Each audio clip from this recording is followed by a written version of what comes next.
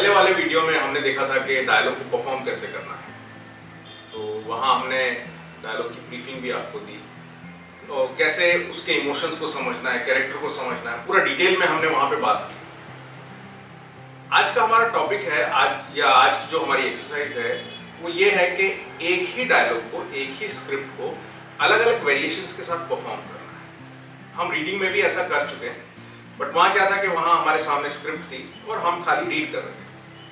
अभी हमें क्या करना है कि हमें एक ही स्क्रिप्ट को अलग अलग इमोशंस के साथ, अलग अलग वेरिएशंस के साथ परफॉर्म करना है। वो इसलिए कि भाई एक्टर का जो विजन है ऐसा नहीं होना चाहिए, उसका विजन 360 डिग्री होना चाहिए कि कोई भी डायलॉग उससे कैसे भी परफॉर्म कराया जा सके।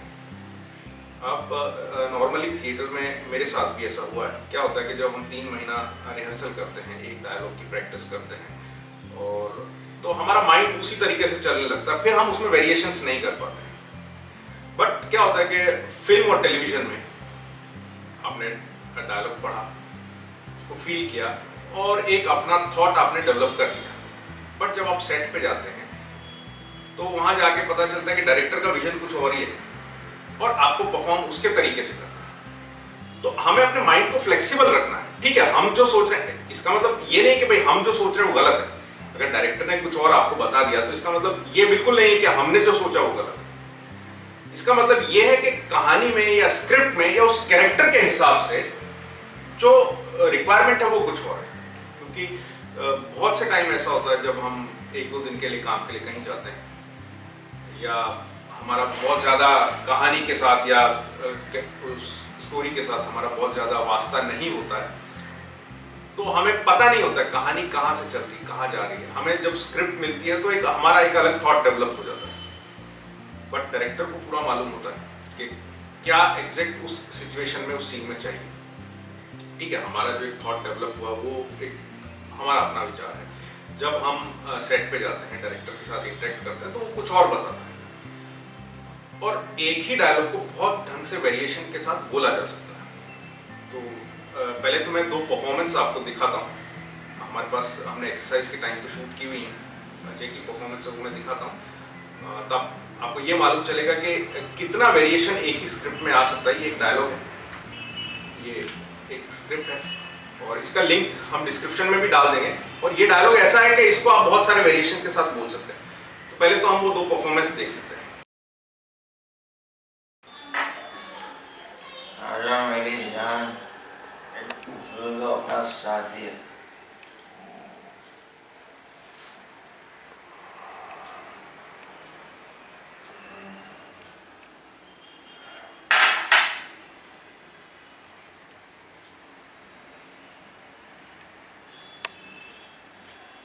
तू क्या कर रहा है यहाँ पे? हाँ, क्या कर रहा है यहाँ पे? क्या दोस्ती और तुझसे, जिसने हमेशा मेरे साथ गद्दारी की और यहाँ मुझ पर कीचड़ उछाला, मेरी कमजोरी का फायदा उठाया और दगाबाजी की। तूने क्या नहीं किया? हाँ, क्या नहीं किया? जगह जगह दंगे फसाद करें, गरीबों की झोपड़ी में आग लगवा कर उन्हें घर से बेघर कर दिया। क्यों क्यों तूने कई माओ की गोश्त सुनी की? क्यों हजारों बच्चों को अनाथ किया तूने? जवाब दे। ना जाने कितने घरों के सुख चैन को आग लगा दी तूने।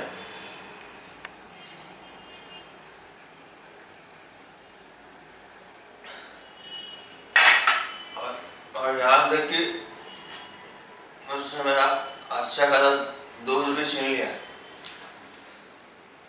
और अब क्या चाहिए तेरे को? इतना सब कुछ करने के बाद भी तेरा दिल नहीं भरा, और तेरी इतनी हिम्मत है कैसे हुई? हाँ, मेरी तरह दोस्ती का हाथ बढ़ाने के लिए साला तूने सोच भी कैसे लिया कि सब कुछ भुला कर मैं तेरे जैसे घटिया दरिंदे से दोस्ती कर लूंगा? क्या सोच के तू है?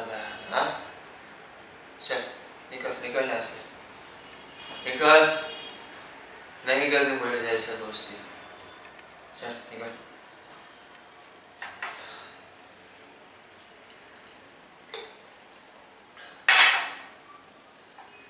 तूने सुना नहीं क्या कहा मैंने? I said get out। दोस्ती करेगा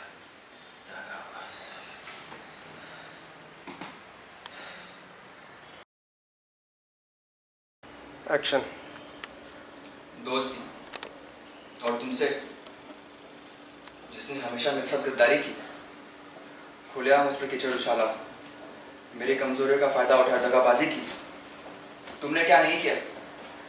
जगह जगह दंगे फसाद कराए, गरीबों की झोपड़ी में आग लगवाकर उन्हें घर से बेघर कर दिया। क्यों क्यों तुमने कई माओं की गोद सुनी की? क्यों हजारों बच्चों को अनाथ किया तुमने? जवाब दो। ना जाने कितने घरों के सुख चैन को आग लगा दी तुमने, और यहां तक कि मुझसे मेरा अच्छा खासा दोस्त भी छीन लिया। अरे और अब क्या चाहिए तुम्हें? इतना सब कुछ करने के बाद भी तुम्हारा दिल नहीं भरा? और तुम्हारी इतनी हिम्मत ही कैसे हुई मेरे तरफ दोस्ती हाथ बढ़ाने के लिए? तुमने सोच भी कैसे लिया कि सब कुछ भुला कर मैं तुम जैसे घटिया इंसान से दोस्ती कर लूंगा? चले जाओ यहां से। सुना नहीं क्या कहा मैंने? ऐसे get out from here.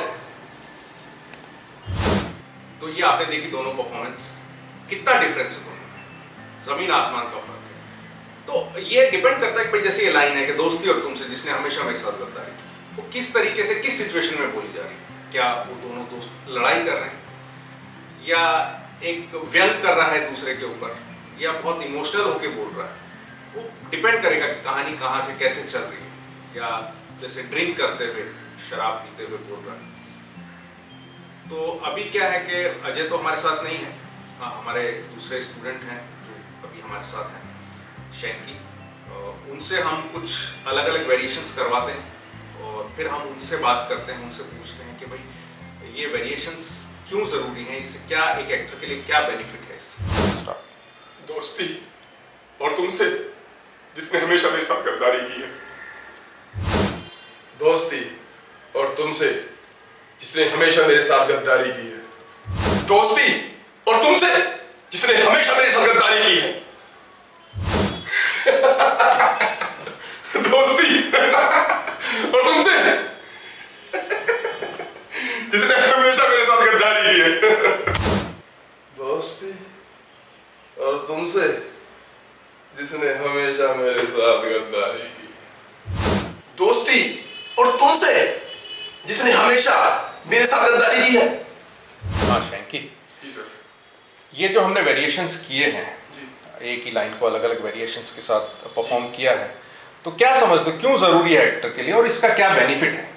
Sir ये जरूरी इसलिए है कि एक्टर के माइंड को ना फ्लेक्सिबल होना चाहिए, एक ही पॉइंट ऑफ व्यू पे स्टक नहीं हो जाना चाहिए उसके जो थॉट है उसका। हाँ जो थॉट है, क्योंकि जरूरी नहीं है कि जो एक डायलॉग है वो एक डायलॉग एक ही मूड के लिए बनाओ।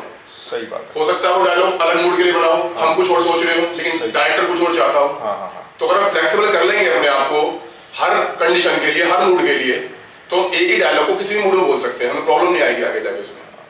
ये देखा आपने, ये एक लाइन हमारे एक्टर ने कई वेरिएशंस के साथ परफॉर्म की। डायलॉग काफ़ी बड़ा है, तो पूरा डायलॉग हमने इसलिए नहीं परफॉर्म करवाया कि वीडियो काफ़ी लंबा हो जाएगा और हमारा पर्पस इस एक लाइन से सॉल्व हो जाता है। तो अभी एक लाइन को इतनी सारी वेरिएशंस के साथ हमने परफॉर्म किया, और जैसा मैंने बताया, शैंकी ने भी बोला कि एक्टर का माइंड फ्लेक्सिबल होना चाहिए, स्टक नहीं होना चाहिए। तो ऐसा ही हमें भी प्रैक्टिस करना है एज एन एक्टर, और प्रैक्टिस के लिए आपको हमारी वेबसाइट पे बहुत सारी स्क्रिप्ट्स मिलेंगी। जब आप हमारी वेबसाइट पे आप रजिस्टर करोगे www.itsmediacraft.com, उसमें आप जब रजिस्टर करके अपना अकाउंट क्रिएट करोगे तो वहाँ ऑडिशन की स्क्रिप्ट्स मिलेंगी आपको, और वहाँ बहुत सारी स्क्रिप्ट्स हैं। तो उन स्क्रिप्ट्स को आप परफॉर्म कर सकते हैं, वीडियो बना के वीडियो लिंक हमें भेज सकते हैं और उनके साथ प्रैक्टिस कर सकते हैं परफॉर्म करके। और ये जो स्क्रिप्ट है, हमने जो डायलॉग परफॉर्म किया है, और तो इसका लिंक है वो आपको डिस्क्रिप्शन में मिलेगा। तो कहने का मतलब ये है कि आप अपने माइंड को फ्लेक्सिबल बनाइए, और फ्लेक्सिबल मतलब एक रेंज होना चाहिए, एक्टर का पूरा वेरिएशन आप खोलिए उसको। और वो फ्लेक्सिबिलिटी और वो रेंज के लिए हमको मतलब स्टक नहीं होना, एक इमोशन के साथ स्टक नहीं होना, बंधना नहीं। तो वो चीज़ आएगी जब हम एक लाइन को अलग अलग इमोशंस के साथ परफॉर्म करेंगे। तो आप अलग अलग इमोशंस के साथ इन डायलॉग्स को परफॉर्म करने की प्रैक्टिस कीजिए, और नेक्स्ट वीडियो में फिर हम आगे की बात करते हैं।